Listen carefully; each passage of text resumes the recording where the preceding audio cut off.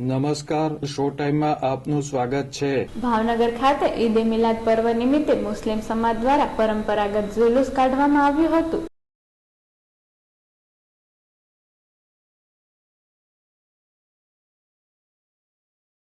પીર મહંમદ શાહ બાપુની વાડી ખાતે ચાદર વિધિ અને સલાતો સલામ કરવામાં આવી હતી।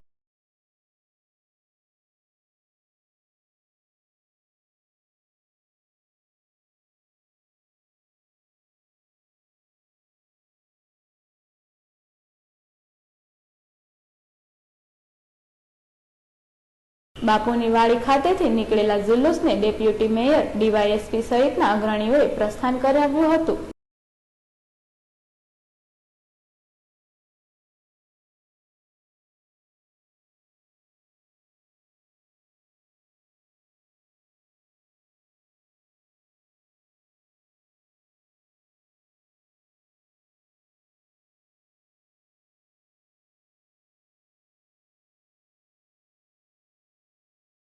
આ જુલુસ Chavdi gate, Imamwada, Matva Chowk, Selarsa Chowk, Harris road, Vora Bazar, Barton library Chowk, Haluriya Chowk, high court road, Ghogha gate, Gangajaliya Talav, Darbari કોઠાર થઈ સેલારસા ચોક ખાતે પૂર્ણ થયું હતું।